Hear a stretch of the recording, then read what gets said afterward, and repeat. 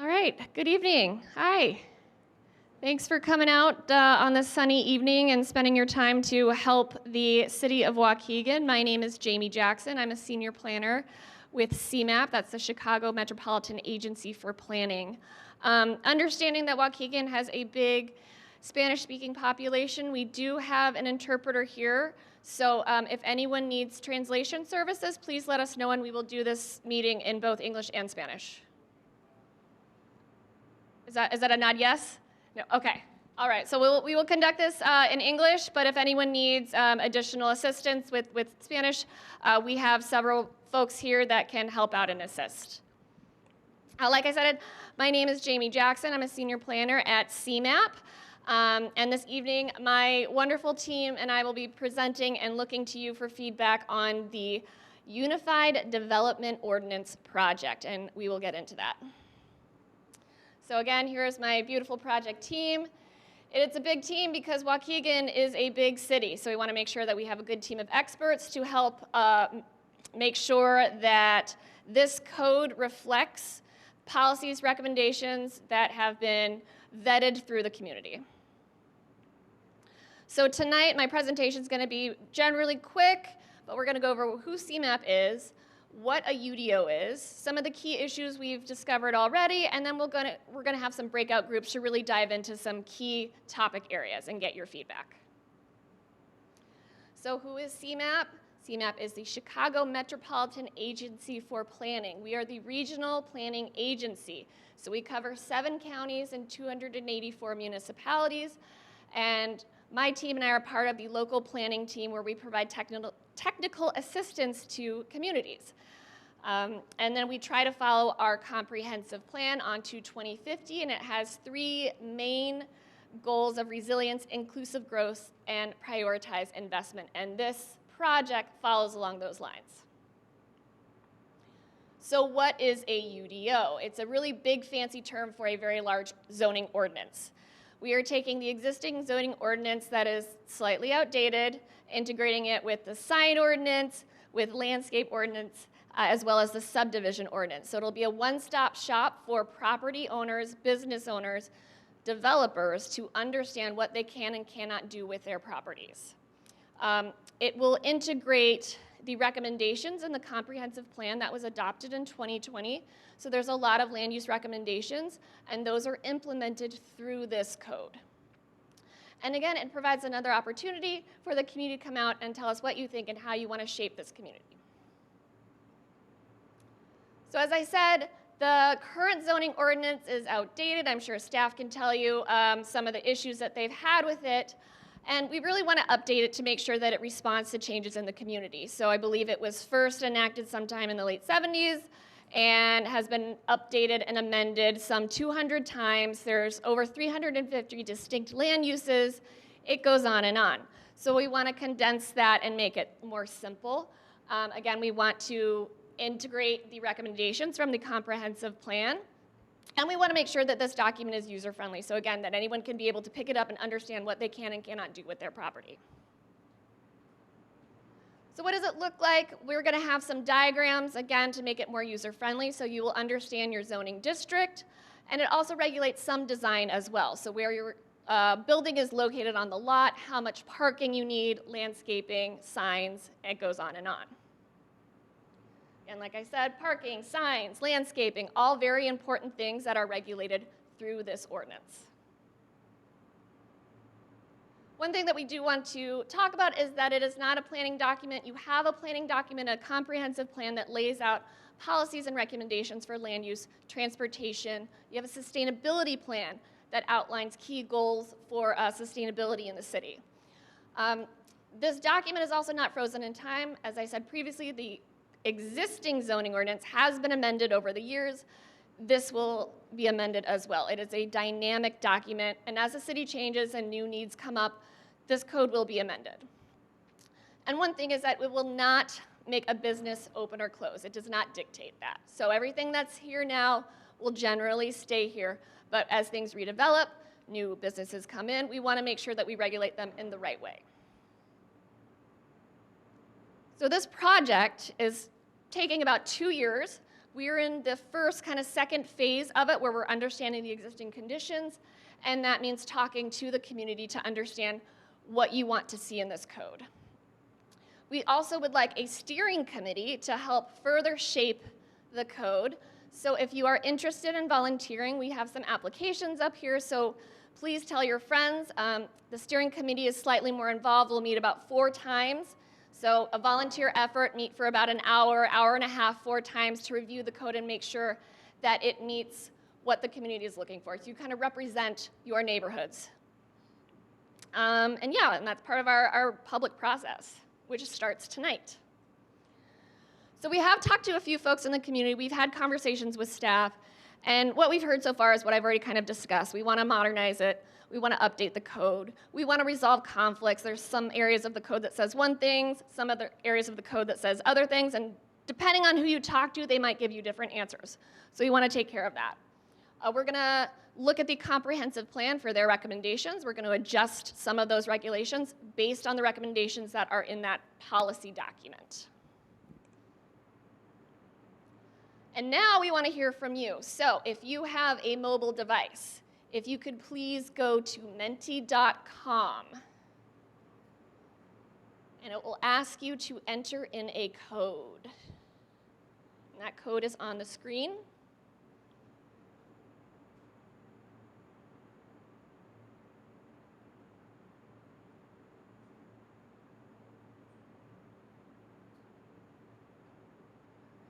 Everyone there?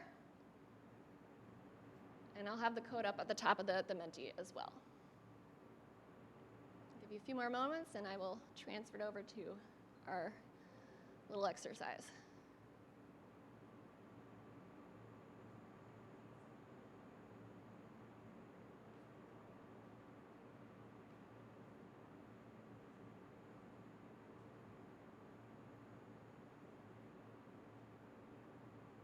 It's not showing up on the screen.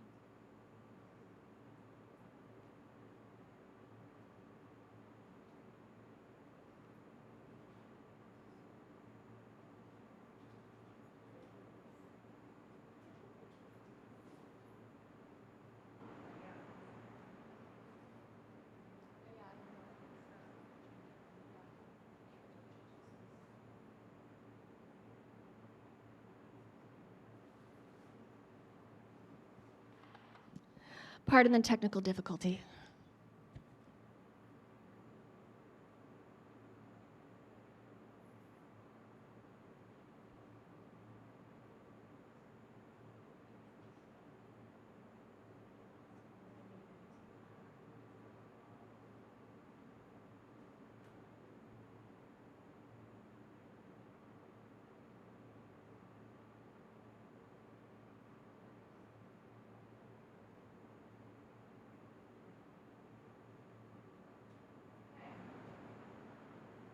Okay, this is your first practice question.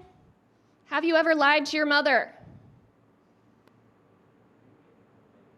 Yes, it's at the top of the screen, 7328 5095.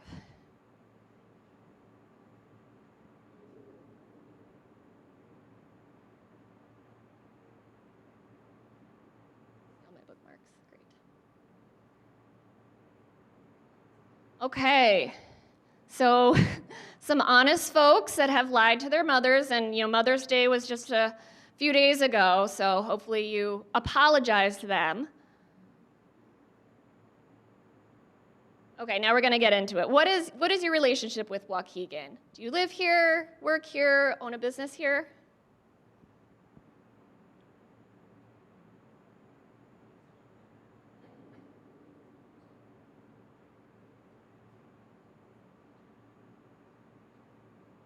Okay, about split between the room of folks who live here and work here, and there might be people that do some overlap as well. That's great. All right, next question. In what ward do you live in? Let's see where our geographic spread is.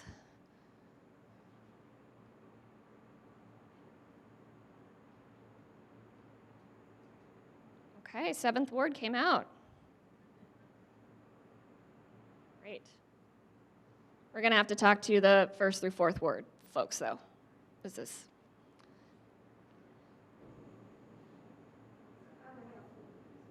All right, this is a tough one. Do you know your zoning district? So whether you work at a place or where you live, do you know what zoning district that is?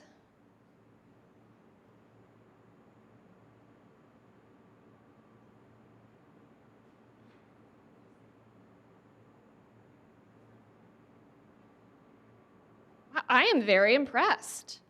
And for the one honest person that does not know, by the end of tonight, you will.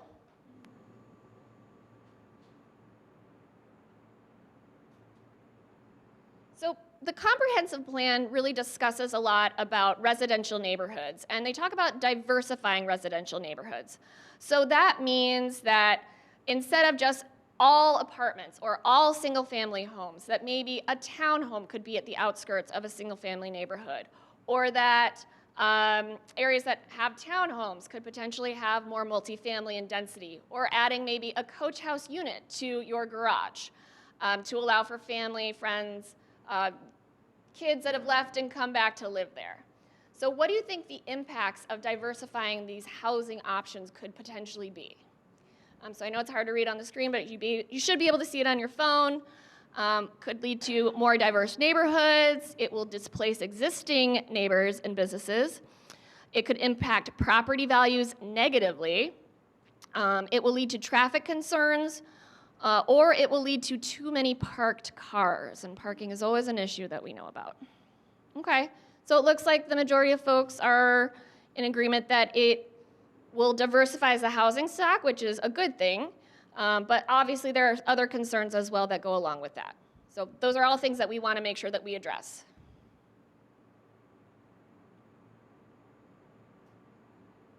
So again, what are the most important things in allowing new types of housing? So this is a ranking thing.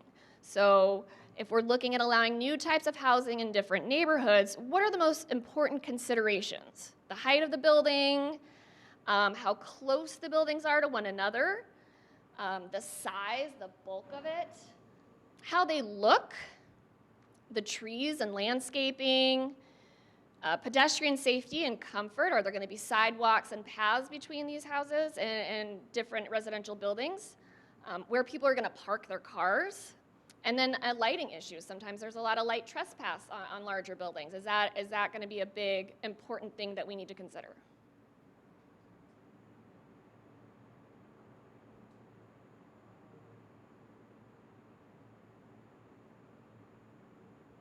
Yes, question.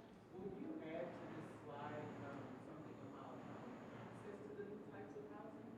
About residents who are currently in the area? And when you mean access, what do you mean? How red line affordability. If the new type of housing is beyond the price range. Okay, so we're talking about kind of like economic diversity, access for different income ranges. Okay, yeah, we certainly can do that. And I think that's one of the things about housing choice and diversifying housing is the idea is if we do that, there will be different houses for different price points. And if those kind of housing options are throughout the community, that means that people have access to all parts of the community. And does that come up like protection against like gentrification? Does that come up later in the plan? This code can help kind of address some of those things. If we had the answer to that, I wouldn't have a job. All right, so, okay, looks like the priority is the way the residences look. And then number 2 is where people park their cars, absolutely. The distance between the buildings, I know some folks, I live in Chicago and my building is about 5 feet away from my neighbors on both sides, and I know that is not good for a lot of folks. They want some more space. Size of the building, pedestrian at the bottom is the lighting, which, with the technology these days, lighting gets better and better. Okay, now we're going to talk about signage. So we have different sliders here. How do you feel about these current topics of signage in the city? Is there just the right amount? So on the far left side, you disagree with that statement. On the far right side is how much you agree with that statement. Second one, is there too much signage that clutters the business districts? You just see signs everywhere, but maybe you agree, disagree. Do you think businesses appear restricted on the amount of signage that they should be permitted? As a business owner, do you feel that you should have more signage? Too many illegal signs, do you agree or disagree? And too many abandoned signs, do you agree or disagree with this statement?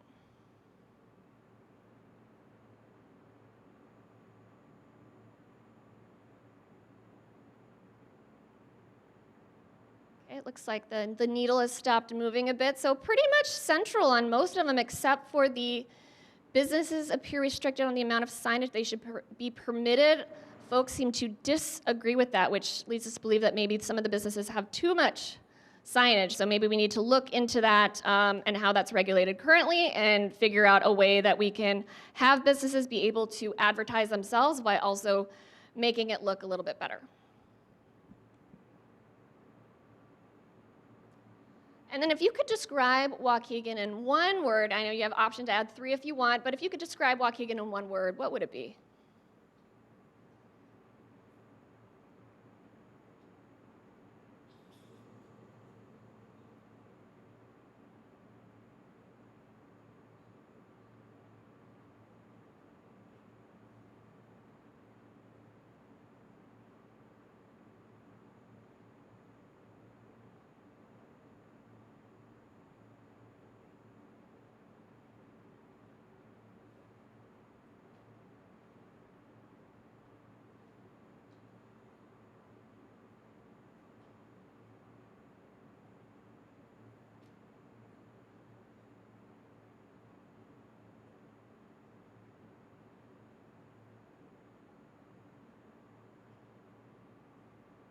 These are great.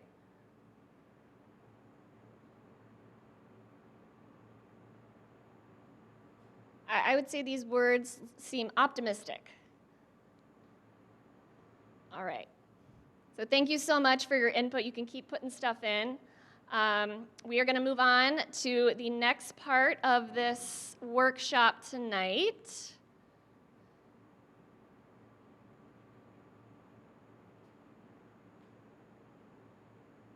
The breakout groups. So we have 4 different tables here. How are they numbered? I think 1, 2, 3, 4. All deal with different topic areas. So we have a residential table. Let's talk about the housing diversity there. We have signs. Talk all about signs, downtown and parking, and then landscaping. So there will be 3 rotations, each about 15 minutes each. So you have the opportunity to go to 3 different stations to formally kind of talk about these areas. We have some other materials up here, a large map, so you can put a dot on where you live in your zoning district and find out where that is. Yeah, and so we're looking forward to your input. So we're going to make you get up and break.